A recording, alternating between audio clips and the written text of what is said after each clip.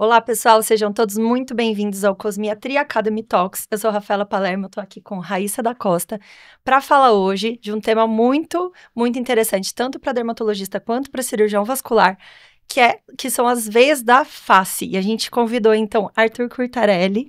Seja muito bem-vindo, Arthur, para falar sobre esse tema que você vem, né, cada vez mais aperfeiçoando aí no seu consultório e tendo vários casos de sucesso. Seja muito bem-vindo, Arthur. Obrigada pela presença aqui hoje. Então, vou apresentar o nosso convidado super especial aqui. Então, o Arthur, ele é cirurgião vascular e fez uma subespecialização em ultrassom vascular com Doppler na Unesp, mestrado profissional com ênfase em cirurgia, também pela Faculdade de Medicina de Botucatu, cirurgião endovascular pelo Dante Pazzanese, fez um fellowship internacional em cirurgia endovascular nos Estados Unidos, um MBA, gente, pela FGV em gestão empresarial, então nós médicos aí. Isso foi doído, viu? Né? Tem currículo, hein? Ai. E host do Fremiton, um podcast aqui que a gente também vai comentar sobre, e professor do curso Bizu. Então, seja muito bem-vindo, obrigada pela presença. Eu que agradeço, obrigado, Rafa, obrigado, Raíssa. Para mim é uma honra estar aqui, eu que sou listener de vocês e também aluno, né? Faltou no meu currículo, aí eu fiz o Cosmiatria Academy, né? Legal. Tô fazendo ainda, na verdade, então parabéns aí pelo projeto, adorei. E tá gostando? Tô adorando, inclusive estávamos comentando que eu vou fazer meu primeiro caso, né, de bioestimulador de colágeno, então tava pegando umas dicas de bastidor aqui, tô super feliz. A gente, você não sabe o quanto a gente fica feliz realmente de ter médicos, né, que a gente admira também, que são profissionais maravilhosos, empreendedores também, aqui conosco e que fizeram o nosso curso também. Então, é um agradecimento em dobro aí pra você. Vou aproveitar essa deixa, então, e vou pedir para você contar um pouquinho da sua trajetória acadêmica, da sua trajetória médica aí para nós, até para quem está nos escutando, entender um pouquinho mais, porque realmente faz a diferença, pode ser que ajude alguém, inclusive. Até para parafrasear, né, o próprio Arthur, né, eu sou uma ouvinte do Fremiton, acho que todo mundo que é vascular ouve, né, seu podcast, e você sempre começa assim, né, quero que você conte por que você decidiu ser vascular, por que você resolveu fazer flebologia, por que você, então, resolveu se especializar cada vez mais em veias da face, né, conta pra gente. Essa pergunta é boa porque quando eu assistia os grandes caras em congresso, assim, eu olhava e falava assim, caramba, o que esse cara fez, né, para chegar a dar aula num brasileiro, num internacional. Então, quando a gente trouxe essa pergunta pro Fremiton, é isso, é tipo, como você fez isso, né? Quais foram teus passos? E a minha jornada é a jornada clássica do residente de cirurgia vascular, assim. Grandes escolas de cirurgia, dias e dias dentro do hospital, operando a artéria, entendendo a doença arterial, depois fazendo diagnóstico ultrassonográfico, depois tratando por cateterismo, pouquíssimo contato com a doença venosa. As grandes escolas que nem a da Rafa são assim, né, Rafa? O residente ele é forjado a diagnosticar e tratar doenças de alta complexidade. A variz e a veia ficam de lado um pouco. Veias de face, então, imagina, nem se fala isso dentro de uma grande escola, né? Essa foi minha trajetória por todos os anos, até eu chegar no Fellowship Internacional, onde eu morei em Dallas e em Tucson, que é no Arizona, mas fiquei fazendo cirurgia endovascular lá também, assim, treinando isso, me desenvolvendo e tal. Eu vou até, vou te interromper, aproveitar para falar duas coisas. Então, primeiro, para nós dermatologistas, a gente imagina, né, que os vasculares também façam muita parte de flebologia, da parte das veias, mas não, nas grandes escolas, então, como a Rafa já comentou aqui, o Arthur está comentando, né, a formação é muito mais arterial. E aí, aproveitando justamente esse contexto, o que te levou mais para endovascular, tá? Eu tive um trunfo na residência que, quando eu estava na Unesp, estava rolando um projeto de pesquisa para flebologia lá. O doutor Rafael Pimenta estava comparando safenectomia com cirurgia ablativa, que é a cirurgia sem corte, seja por endolaser ou seja por radiofrequência. E tinha muita cirurgia apoiado por esse projeto de pesquisa, então eu tive a oportunidade de aprender ablação, de ver essa safenas. É uma sorte, né? Muita sorte, assim. Foi muito bom. Porque a gente pensa em saúde pública, é claro, né? A doença arterial mata muito mais. Então, as grandes faculdades hoje estão vinculadas a hospitais públicos e a demanda é tão grande por aquilo que realmente a mortalidade é maior que a cirurgia estética ou a cirurgia mais minimamente invasiva vai ficando de lado, né, na flebologia. As filas são gigantes, né? Assim. E não se faz. E aí vai se fazer essa fenectomia, que é uma cirurgia que funciona, mas extremamente agressiva, antiga. Assim, não tá mais no hall de quem tá fazendo flebologia em alto nível. Sim. E espuma, né, Rafa? Que também é complexo, porque demanda, as pessoas acham que injetar espuma é mais simplório, mas não é. Exige múltiplos retornos, cuidados por trombose, hiperpigmentação. Enfim, o que me levou para vascular foi artéria e endarterectomia de carótida, que é a cirurgia mais bonita da especialidade. Então eu sempre falo para as pessoas assim, escolha a tua especialidade não por aquilo que é o mais raro, e por aquilo que é o arroz com feijão. E isso é um problema, porque às vezes o cara escolhe a especialidade pensando lá no câncer de próstata robótico, mas o dia a dia do cara é quebrar pedra, né? E a vascular é isso, nosso dia a dia é varize, catéter e trombose, mas as pessoas escolhem pelo filé mignon, né? Foi o que aconteceu comigo. E aí muitas vezes gera frustração, porque ele chega no mercado e fala, poxa, mas eu faço uma carótida por ano, ou nem isso, né? Minha vida é varize. E esse foi meu ponto de virada, onde eu decidi me dedicar exclusivamente à flebologia. Foi quando eu voltei dos Estados Unidos e entendi que eu queria viver de consultório. Eu não queria viver de retaguarda e de hospital. Pois bem, então essa decisão foi tomada. Aí vem a pergunta, né? O que tem no consultório vascular? E assim, 90% é varize, 9% é trombose e 1% marcou errado, entendeu? Não tem artéria no consultório privado, entendeu? Você vai achar nos grandes hospitais, no serviço público, talvez um convênio de baixo custo, assim, né? Não tem. E hoje em dia, assim, as pessoas tendo cada vez mais acesso, né, então, à saúde, à prevenção, realmente a gente consegue fazer uma boa prevenção, a pessoa não chega, às vezes, a ter uma oclusão arterial tão significativa, né? A gente consegue tratar antes disso, a gente consegue prevenir com medicação, com exames de rotina. Então, realmente está chegando cada vez menos, que bom para a população no geral. Mas... Os hábitos também têm mudado, né? Então, cada vez mais, graças a Deus, assim, a gente encontra menos pessoas fumando, né? Enfim, então, hábitos de vida um pouco mais saudáveis também. A gente tem visto verdade, com certeza. As pessoas fazendo cada vez mais esporte, entendendo a importância disso, enfim. Então, isso tudo contribui, né? E veia da face, como que você chegou nela? E aí, quando eu decidi, Rafa, fazer flebologia, eu falei, bom, então eu quero ser um dos top 10 no Brasil que está fazendo flebologia. Como é que eu vou fazer isso, né? Como é que eu vou me dedicar? E aí tive que fazer pivotar a carreira mesmo e começar a entender e buscar sobre cirurgia em flebologia, veia e tal, em alto nível, que a gente acaba não aprendendo, assim, nas formações. A veia apareceu, a veia de face, né, apareceu quando eu decidi viver de consultório e comecei a me envolver com dermatologistas e cirurgiões plásticos. Esse é o caminho, né? Então, você começa a trocar pacientes com... Eu acho que é um pouco da tua trajetória também, né, Rafa, que a gente conversou. E é muito legal, porque eu acho que hoje em dia a nossa geração, ela tá muito mais aberta para intercâmbio de informação. Assim, pelo que eu percebo, né, as gerações anteriores, e eu sofri muito isso também, até quando eu fui pro interior, né, minha família é do interior, dá a impressão que ninguém te quer ali. Ah, não, é um concorrente. Eu acho que a nossa geração tende a perceber, né, que quanto mais a gente aprender um com o outro, mais a gente vai crescer e o outro também. Então, verdade. A gente vai crescer todo mundo. Mas é uma pegada São Paulo capital também, né? É. Talvez se eu tivesse ficado em Botucatu, que é uma cidade de 110 mil habitantes... teria sido visto como concorrente, né? Sim. Mas aqui a gente troca informação livre mesmo, assim, os colegas que me ligam, tipo, cara, fala o que você quer saber, eu te conto, né?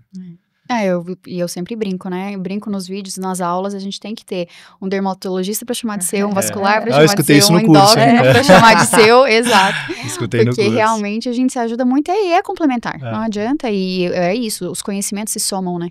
E aí você acaba sendo acionado por um dermato, olha essa veia de face, né?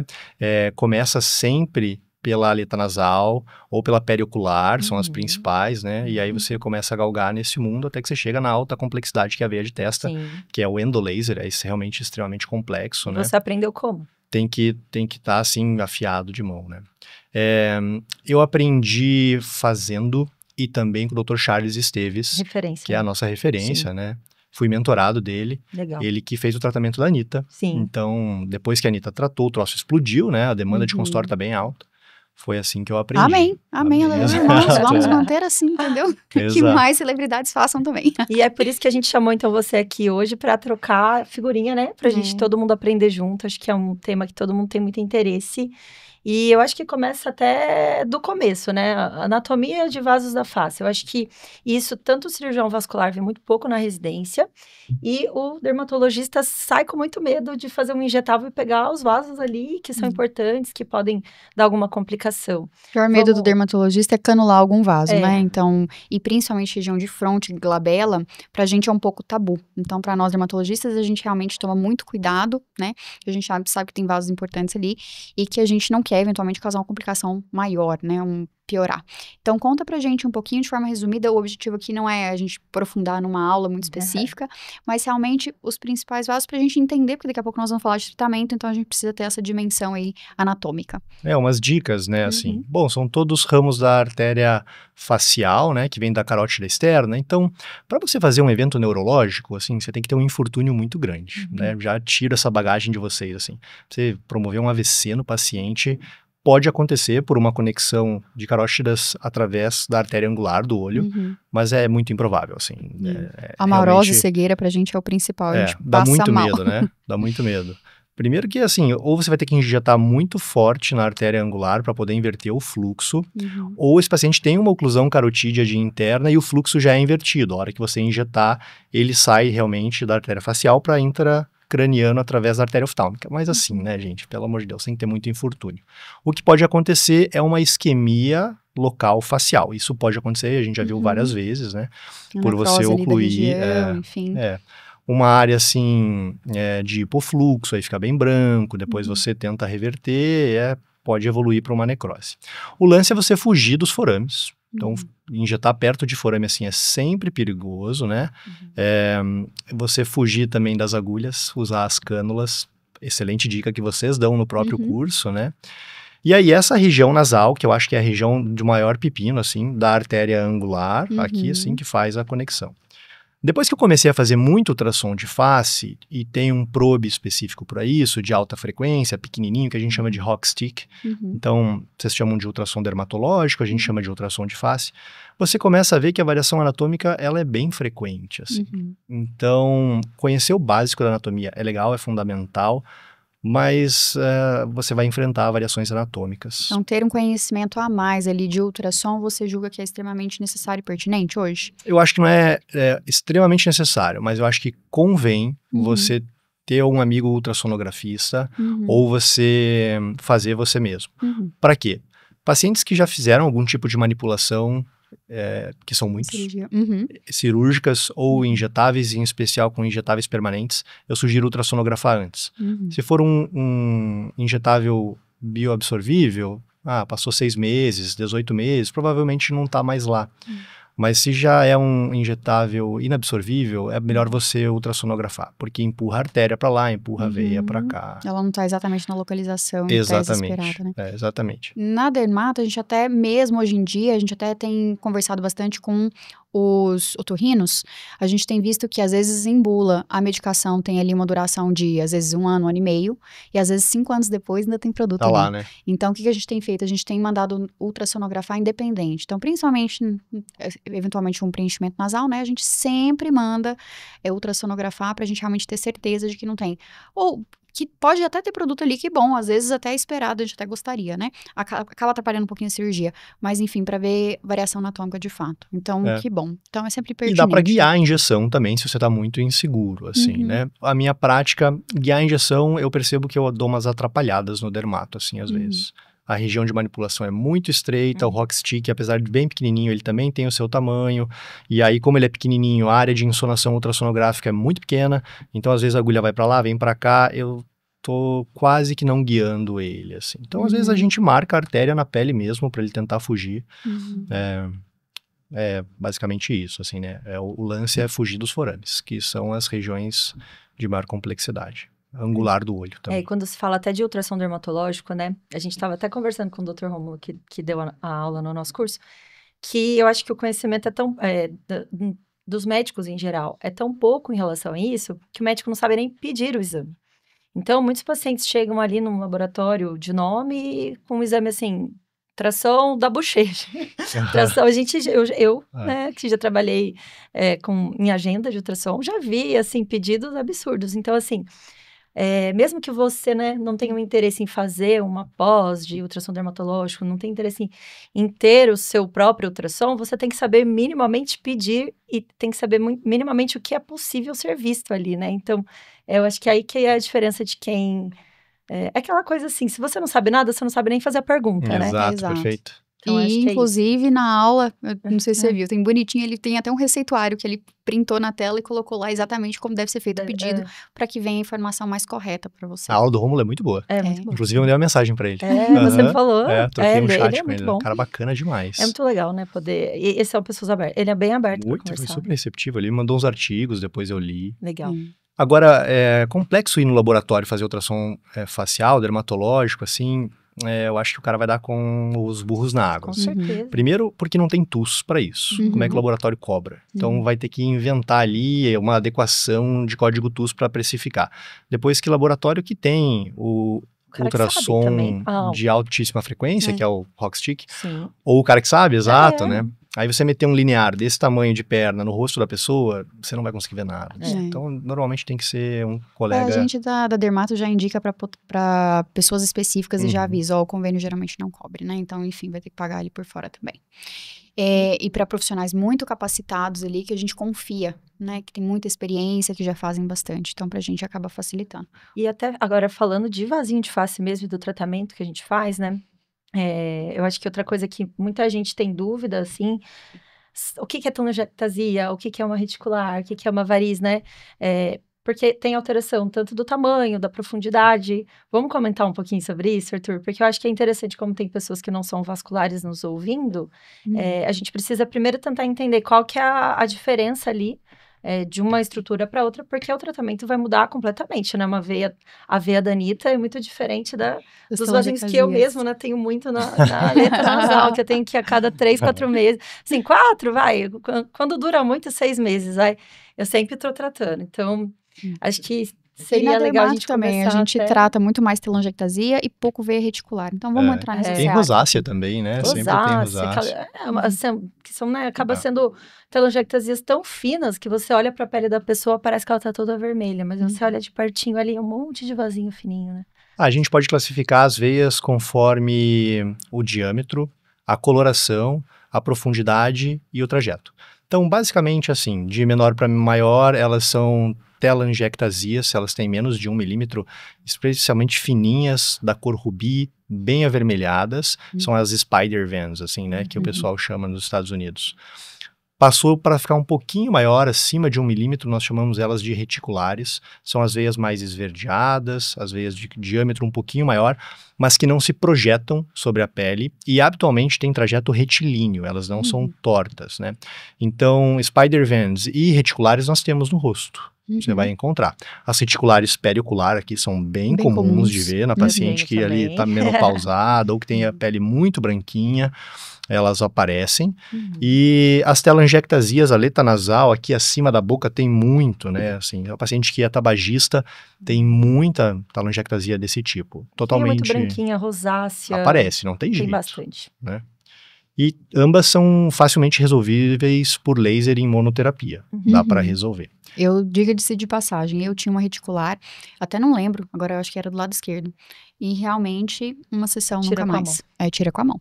Fez em uma sessão só? Uma sessão só. É muito massa, né? Realmente. Nossa, eu adoro fazer. E pra gente que às vezes é executor, né? Eu não fiz em mim mesma, né? Na ocasião, mas assim, pra gente que é executor é muito lindo de ver, né? Enfim, a telangiectasia ou essa reticular aí sumindo. Então, o que me dá prazer em tratar fase, não sei se você tem a mesma questão.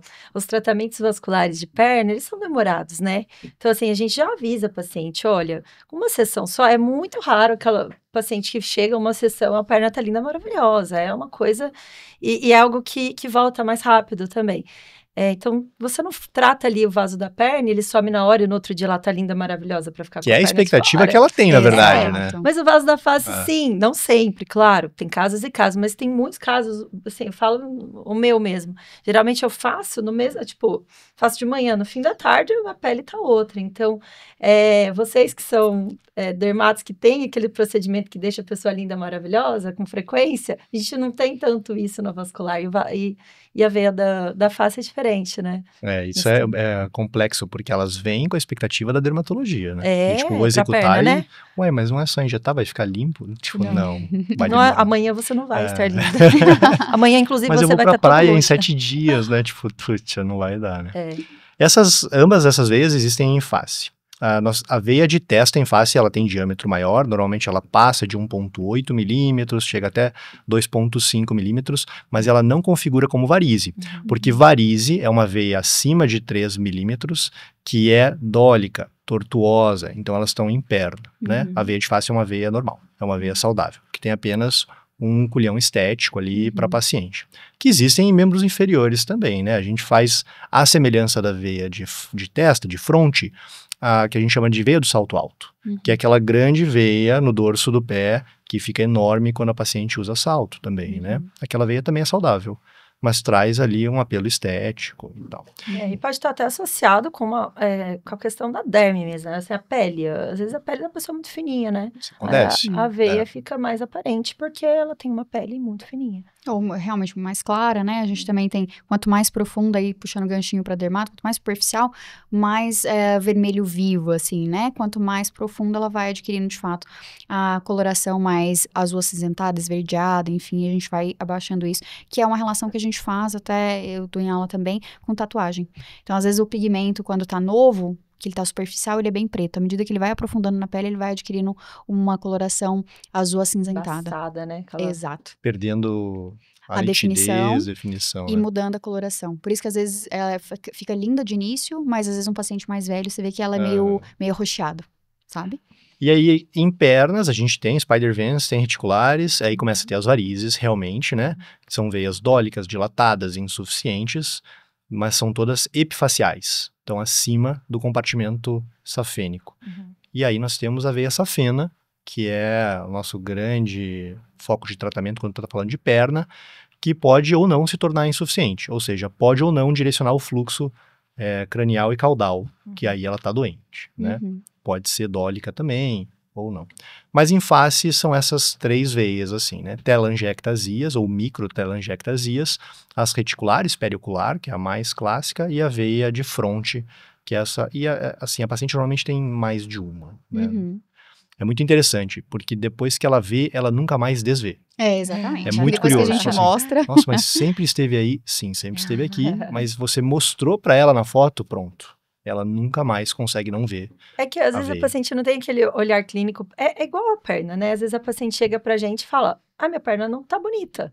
Ela não sabe o porquê ela não tá bonita. Ela chega pro vascular sempre, quase sempre. Muitas vezes não é vaso, né? Muitas vezes é realmente a flacidez, a celulite, ou a proporção de gordura que tá maior e a musculatura mais atrofiada, enfim.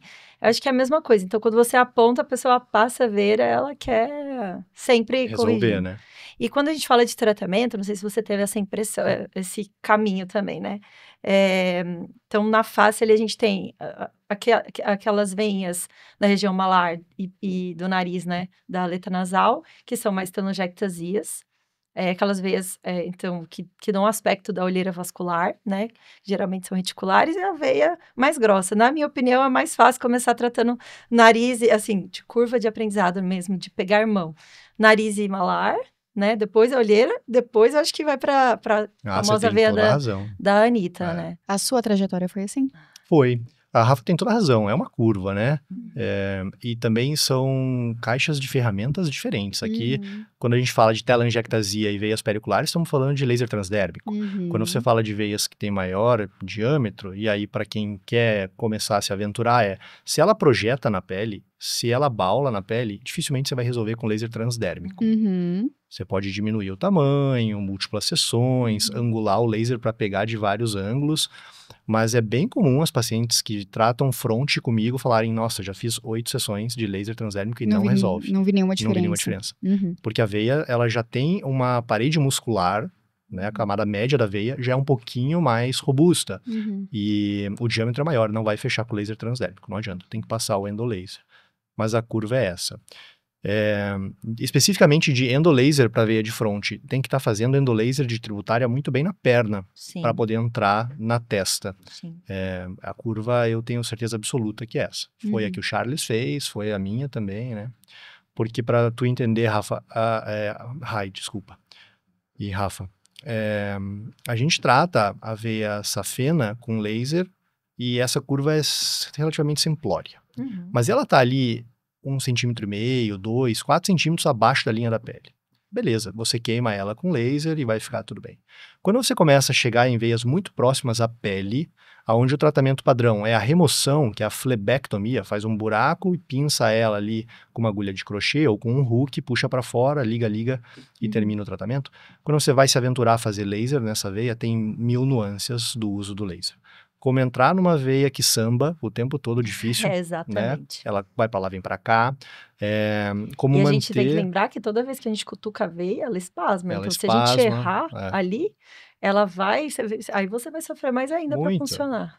Depois, se você for muito bem você tem que canular a veia, não é só uma punção, você tem que ir atrás dela canulando com o gelco, o introdutor. Você usa qual gelco a gente usa gelco 16 na perna. Na testa? Perna.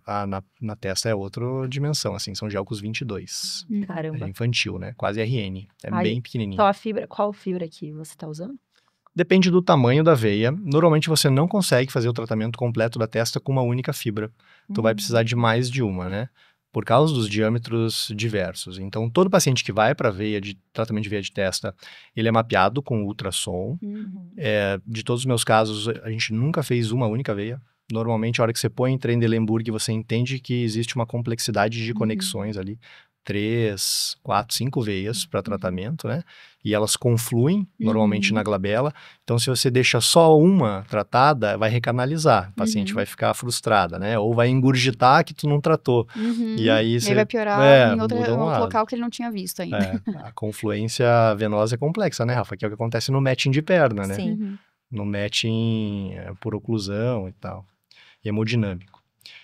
E aí você vai medir o tamanho dessa veia, né? Então, se a veia ela mede ali até 1,1, 1,5 milímetros, é bem pequeno, né? Não vai entrar uma fibra radial. Você vai precisar de uma bare tip. Você vai precisar de uma never touch, de uma fibra de feixe cônico. Porque a fibra radial é mais cabeçuda, ela não vai passar no gel. Em contrapartida, se você mede a veia de testa e ela está medindo ali 2,2, aí você já consegue pôr uma radial, que é o melhor dos mundos, né? A diferença é que a fibra de endolaser radial, ela emite a temperatura circunferencial, não joga nada para frente, isso te permite ter controle sobre a área de ablação. E a fibra que é bare tip, né, nua, ou que tem um revestimento que joga o feixe de forma cônica para frente, ela queima realmente para frente. Então, aumenta a tua taxa de complicação, perfuração de veia, hematoma, dor. É uma fibra muito boa, que é a fibra do endolift, né? Normalmente usa no endolift. Mas ela tem, então, esse pormenor de ter mais taxa de complicação, mas o benefício de ser extremamente fina. Então, eu consigo colocá-la numa veia bem pequena mesmo, né? E passar num gelco 22. Em contrapartida, a melhor das fibras, que é a radial, só vai passar ali a partir de um gelco 16, um introdutor 4, que é um baita introdutor para uma testa, né? Sim. Então, tem que mapear bem ultrassonograficamente em Trendelenburg, mapear as veias, fotografar e aí definir o material. E tumescência, tudo igual da perna? Não, tem algumas diferenças, assim. A veia de perna, ela sofre com uma pressão hemodinâmica hidrostática muito grande, né? Paciente de pé, invariavelmente, tendo refluxo ou não, existe um engurgitamento e tal. Então, ela tem outras características de parede, outras características hemodinâmicas. A veia de fronte, não. Ela é bem mais delgada, soft. Qualquer injúria, ela espasma, você não entra mais. Então, tem algumas diferenças de tumescência também. A tumescência, é quando estávamos falando de temperatura na veia colada na pele. Se você não afasta a veia da pele, a tua chance de lesão é muito maior. Né? De uma forma simples, é jogar um soro ali em volta da veia para afastar ela das estruturas, né? Ela da pele. Essa é a tumescência. Aí existem ali, né, algumas alquimias do que pôr no soro, né? Cada um faz um jeitinho. Eu ponho corticoide, eu não ponho, eu ponho transamina, adrenalina. Corticoide? Na perna a gente põe corticoide. Eu coloco também. Põe transamin também. Na testa a gente põe corticoide também, é apenas corticoide e soro. Transamin? Transamin não põe na testa, e muito menos adrenalina, né? Mas a tumescência é diferente. Na perna eu uso lá uma agulha verde ou um gelco 18, conectado numa bomba de infusão, então o volume pressórico é bastante soro. Numa coxa ali vai 1 litro, 1,5 litro. Na testa não, é minucioso. Então, o vascular que quer se aventurar na testa, ele tem que entender isso, assim, não é perna. Não, eu Uhum. acho que vai desde do que você estava falando. Ó, o cara tem que entender de fazer ultrassom dermatológico para fazer ali, né, para você conseguir funcionar. Você tem que ter mão para aquilo, você tem que ter uma mão também mais leve, né, do que a gente faz Mais na perna. Mas delicada. é bem Porque diferente. se você põe em Trendelenburg, o paciente tem que estar completamente sedada, né? Você pode fazer em consultório, mas eu faço só em hospital, porque eu gosto de usar máscara laríngea, paciente imóvel, e você não entra na veia, você não trata, então é diferente, assim, você vai tratar a perna, se vira, faz uma flebé, entendeu? Você vai se virar lá. Sim. Mas na testa, se você não Se entrar, você não conseguir, deu acabou, errado, acabou o né? procedimento. Você não tem outra coisa. Vamos supor, você tá ali na perna, não deu certo, eu faço uma espuma, eu Isso. tiro a veia, eu faço outra coisa, mas Na realmente. testa, não. Ou faço depois o retox com transdérmico no consultório, né? Enfim. E quando vamos falar um pouquinho de olheira vascular também, porque, assim, chega bastante para mim, no consultório. Tem paciente que chega, bate ali, eu não acho que é olheira vascular. Até vamos aproveitar que a Raíssa. Quais olheiras que existem aí? A gente Vou falar um divide. pouquinho. E aí eu quero saber o que o Arthur faz para vascular. Mas até só fazendo uma recapitulação aqui, eu tô aprendendo muito, né? Porque eu acho assim, a gente da Dermato, dos grandes serviços também, a gente tem pavor de fazer qualquer coisa na glabela. Então, quando a gente escuta vocês falando, agora com essa tranquilidade, essa paz, assim, nossa, parece até fácil. Mas não é. Mas pra gente da Dermato, tenho certeza que as pessoas que estão me escutando aqui, os dermatos estão apavorados. A gente tá olhando assim, tipo, não vou fazer isso E jamais. tem muito aquilo assim, ai meu Deus, mas aí o retorno venoso do couro cabeludo vai vir por onde? Essa pergunta é muito boa. É muito. Responde essa. Eu acho que essa Essa é ficou boa. mais legal. É verdade. Tem essa pergunta do retorno venoso e tem também a embolização. Puxa, mas não vai embolizar para dentro do cérebro? Sim. Tipo, não vai embolizar, né? Nós estamos falando exclusivamente de veia que drena, então não tem a chance nenhuma de entrar no cérebro. E o couro cabeludo tem milhares de outros caminhos para fazer a drenagem. A veia frontal não é definitivamente o principal caminho. Tanto que ela aparece em momentos de exacerbação de energia. Então, ela não aparece o tempo todo, né? Ela aparece ali quando você está eufórico, feliz, bravo, exercendo atividade física. E, coincidentemente, são os momentos de fotografia, né? É numa festa que tu tá feliz, ela tá gigante. É quando você tá malhando, tu faz um selfie, ela tá enorme, né? Então, não... Você tá bebendo com os amigos, vai Pronto, tirar uma ela foto, fica grande. ela já tá ali, né? Enfim. Por isso que ela incomoda tanto os pacientes, né? E homens também, viu? Eu tenho caso de homem tratado. Mas, então, fiquem despreocupados. Não emboliza e não faz congestão. Não vai esquemiar o couro cabeludo Não vai esquemiar o também. couro cabeludo, A gente fica apavorado mesmo. Mas é tudo isso, uma curva de aprendizado. Quanto mais você faz, observa, quanto mais você tem um vascular para chamar de seu, né? Você percebe ali que realmente é tratável, algo que é factível, né? Na prática clínica. A gente tem eu diria que a gente tem um certo tabu ali, realmente, região de glabela e fronte ainda, mas isso tá mudando. Mas eu acho que o vascular também. Né? Não é uma coisa muito você tem que respeitar rotineira muito, de né? tratar, são poucos vasculares que tratam. Assim, na minha curva, a gente já teve problemas, né? Todo mundo que se aventura, se expõe aos Só tratamentos... não tem quem não faz. Pronto, né? exato. No final do dia.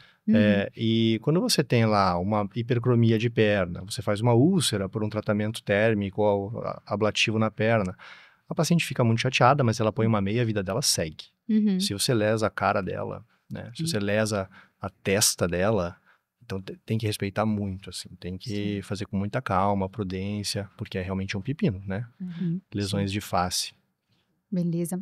Mas até brincando, né? O pior pavor do dermato é canular um vaso. E aí aqui a gente tá falando o quê? Vamos canular. Exatamente. Como fazer isso de... Como fazer isso? E assim, é tão difícil às vezes canular, né? As pessoas acham que vão canular facinho. É que a gente tem visto muita complicação por profissional enfim, incapacitado, principalmente não médico, enfim. Eu até brinquei também já, acho que em outro podcast, eu fui em um congresso americano esse ano e a gente tava nas paradas de sucesso, os novos artigos saindo e os americanos falando, olha, os brasileiros estão com muita experiência nas complicações dermatológicas. Por que será, né? E aí eles trazendo, tipo, tabelas em tipo, o principal índice de complicação é com. Aí tem, tipo, uma tabela de profissionais não médicos. Mas eu acho que também tem essa questão, mas eu escutei isso no curso, viu? Tem também... Então... Tem a questão também que o Brasil é muito referência em estética. É pioneiro, a gente esquece. Exato. Mas assim, tanto na vascular, eu tive essa sensação quando eu fui para o congresso de flebologia em Miami. A gente tem aquela sensação, né, de que a gente é o excluído. Mas na hora que eu cheguei lá, as pessoas, nossa, você é brasileira, aí você não quer vir trabalhar aqui comigo? Porque eles sabem que a gente é muito bom de estética. E eu acho que é isso, assim. Primeira vez que eu tive essa sensação foi no Congresso Mundial em Singapura, em que realmente os brasileiros... É chique, hein? Nossa, eu tô assim... Você também, você falou um monte de país Tenho aí, ido até mas- Osasco só, pessoal, não tenho. Mas em Singapura, os brasileiros já, assim, dentro da dermato, né? Imagino que dentro das outras especialidades também, já se mostrando referência. E aí, no Congresso americano, eu acho que ele... Sabe quando você tem aquela sensação de que eles estão falando só pra poder cutucar? Sim. Só pra poder... Uma certa pontinha de inveja, Você tinha comentado claro. isso no curso, eu tinha gostado de Exato. escutar isso. Assim, o que a Rafa tá fazendo, e eu também, é polêmico dentro da nossa área, né, Rafa? Assim, o universo vascular, em especial as grandes escolas e os movimentos associativos, nem todos concordam com as nossas práticas. Mas quem está na vanguarda vai sempre enfrentar algum tipo, né, de, assim... E vem pra cá que a gente apoia vocês. Então, mas não, nem todo. Eu já ouvi também de dermato. vascular fazendo bioestimulador, né? Que nem a Rafa tem ensinado. Com certeza ela virou vidraça e tá tomando pedra. Com certeza, né? Quando eu me aventuro a fazer veia de mão, veia de fronte, dorso, pé, eu também tô tomando as minhas pedradas por aqui. Mas a gente acredita que quem vem buscar esse tipo de tratamento está tão incomodado que priva ele, né, de um meio social, né, traz um transtorno psicológico. Então, por que não ele tá com ajudar o paciente? excelentes profissionais que estão preocupados e, de fato, em aprender cada vez mais, capacitar cada vez mais e trazer o melhor benefício para o paciente, né? Então, é outro contexto, com certeza. Mas vamos voltar para olheira. Vamos voltar para olheira. Olheiras, claro. Doutora Raíssa, dermatologista. Quais tipos de olheira tem?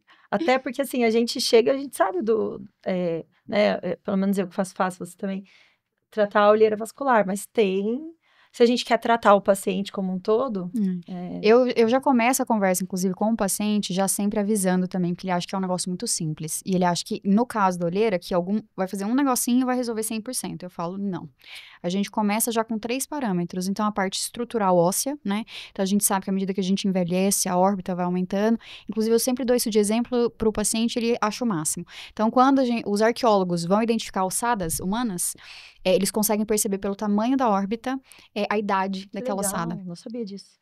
Então, justamente porque a gente vai tendo esse aumento, então a gente vai tendo, né, o aumento da órbita, o espaçamento ali, e a gente vai tendo um degrau que vai se formando, isso é natural com o tempo, e o próprio osso vai ficando cada vez mais fino. Aí vai ficar no fundo, né? Exatamente. Que seria estrutural. Exato, a parte estrutural. E a gente tem tanto a composição de pigmento quanto de vaso. Pigmento, eu também sempre dou esse exemplo da pessoa que é sardentinha, com bastante sardinhas. Então, quando você olha para uma pessoa, vai desenhar como se fosse assim, fazer um desenho de alguém com sarda, onde você desenha? Aqui na bochechinha, na região superior.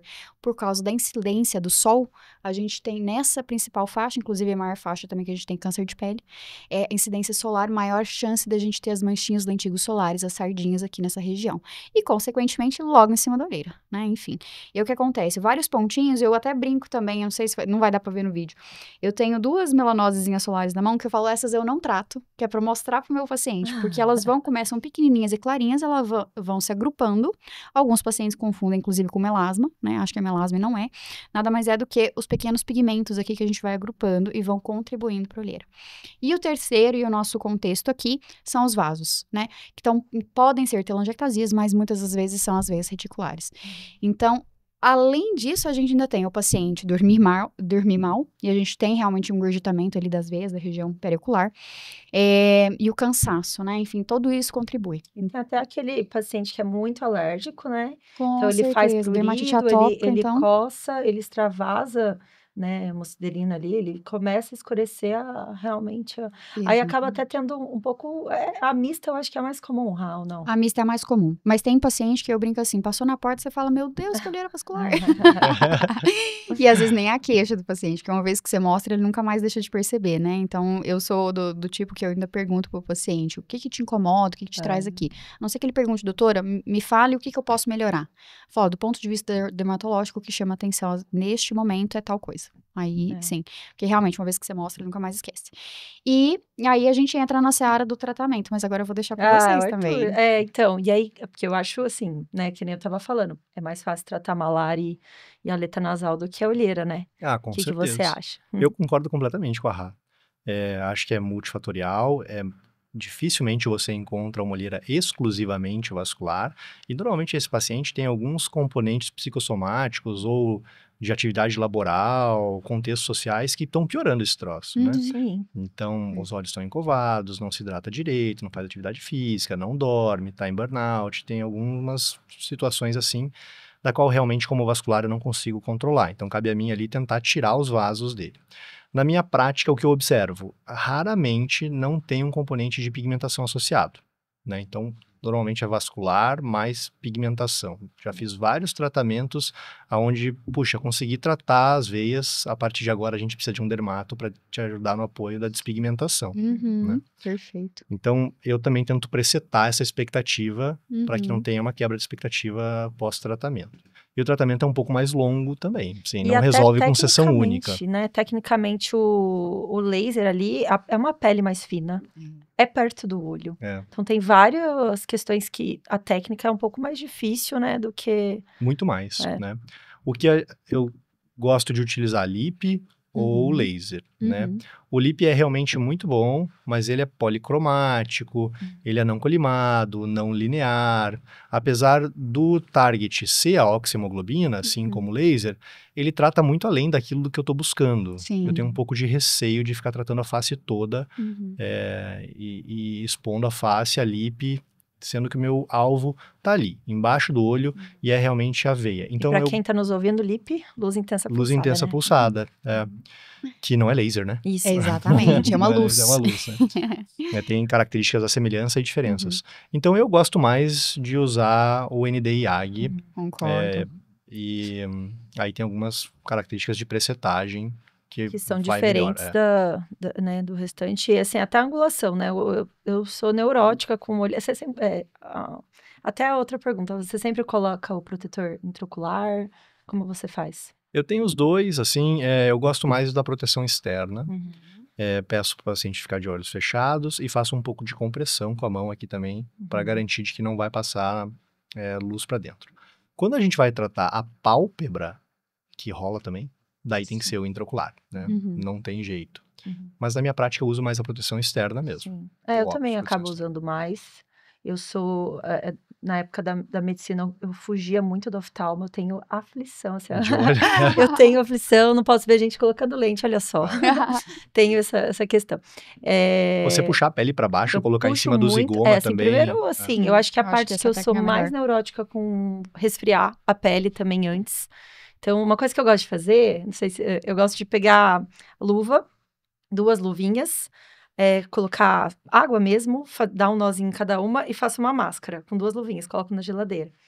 E aí, eu repouso, assim, as 2 luvinhas, porque fica muito confortável, né? É fofinho.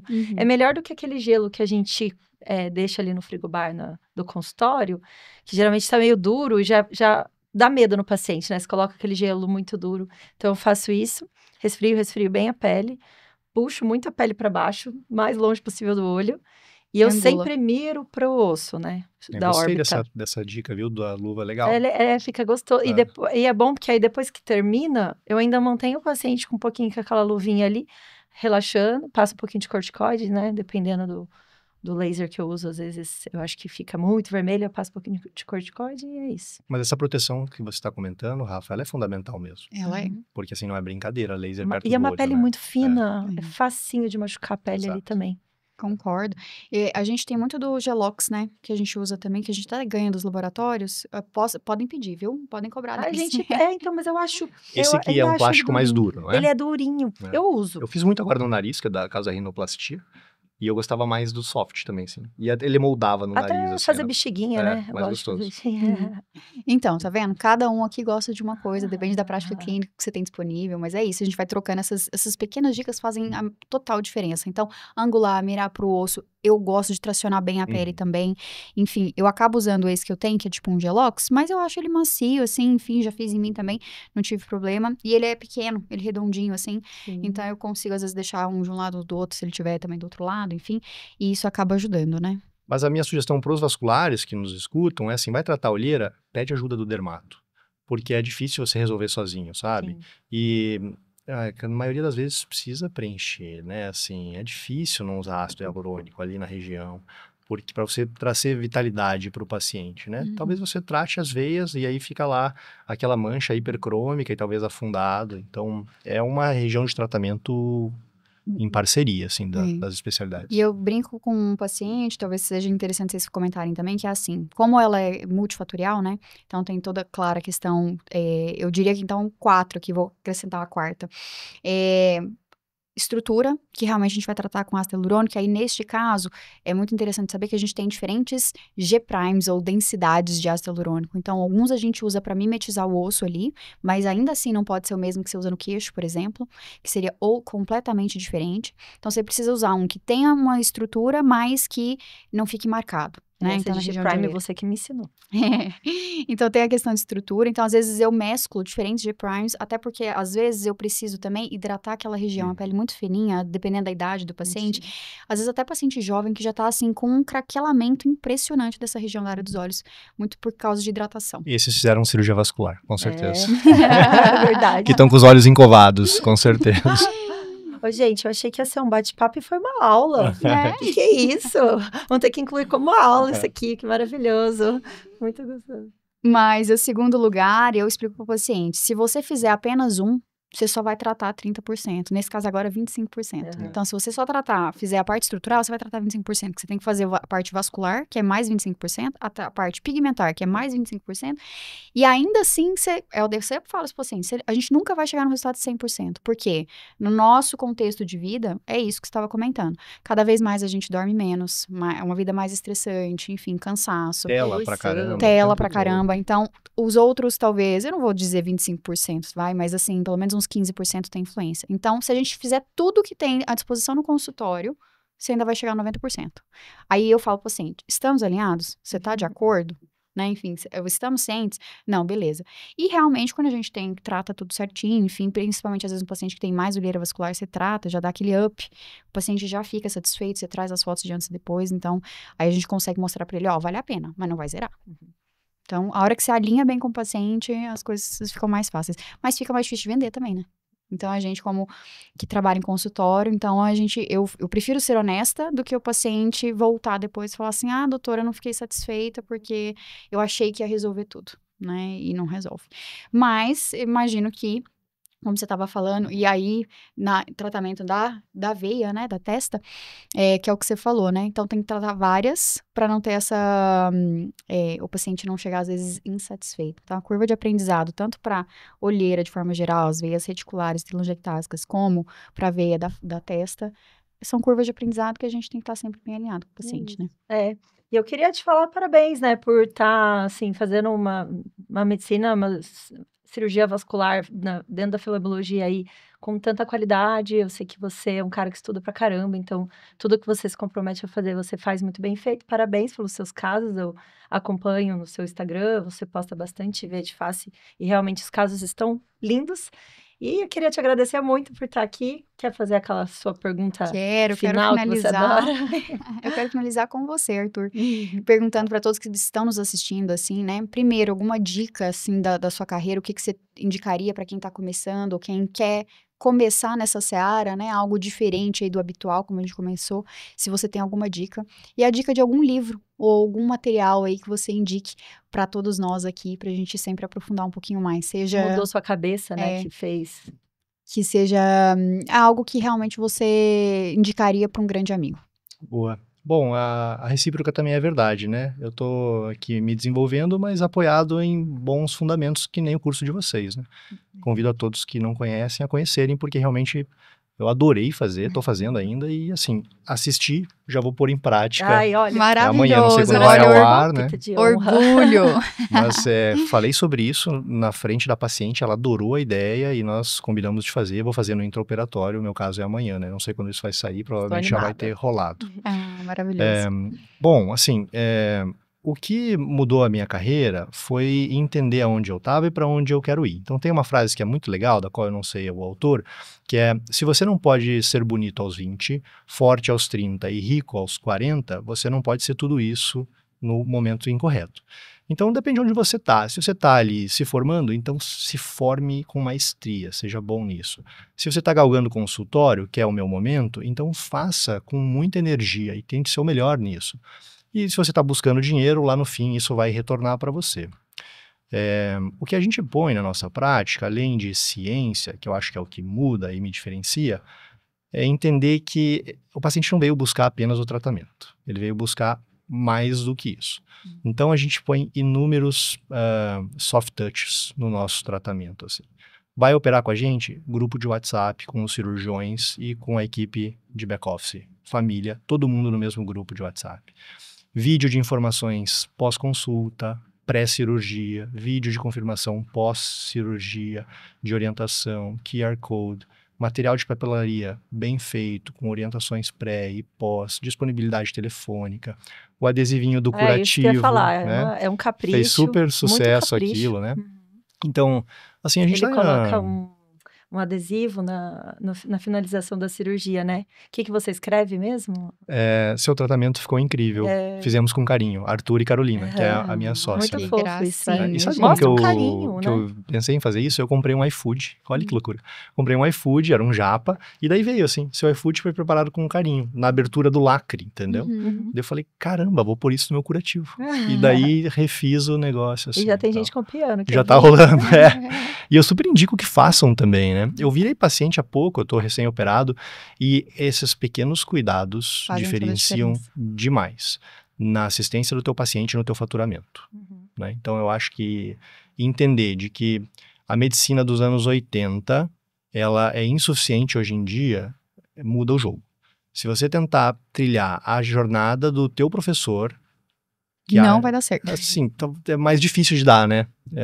Porque no passado o currículo bastava e era isso. Hoje em dia não. Eu brinco, assim, até acho que eu falei isso com a Rafa. Aqui na região onde nós trabalhamos em São Paulo, ser formado na Pinheiros, na Unesp, na Unicamp é commodity. Todos somos. Né? Não é um diferencial. Nos hospitais de vanguarda onde nós trabalhamos, somos todos uspianos, unespianos, whatever. O que te diferencia é esse cuidado, essa atenção, essa disponibilidade, né? Eu aprendi isso no MBA, então quando eu voltei dos Estados Unidos, eu estava com mestrado já, eu com o fellow, e eu pensei, vou pro doutorado. E aí um processo reflexivo, eu entendi de que não era o meu caminho, eu não ia ser docente universitário, eu estava indo a mercado. Então se eu vou a mercado, eu tenho que entender de mercado, então eu vou fazer um MBA. Gastar energia com o que te importa, com o que vai fazer diferença para você, às vezes a gente segue a boiada, né? Não é que um mestrado não me diferenciaria, mas para onde eu estava indo, não faria diferença. Sim. Então, eu fui para o MBA, né? E aí, novamente, no MBA. Então, eu vou fazer esse troço aqui, vou fazer com maestria. E aí, vou fazer gestão em saúde ou vou fazer um outro curso? E eu entendi, se eu for fazer gestão em saúde, eu vou fazer mais do mesmo. Então, eu vou fazer gestão empresarial e sair da minha caixa aqui.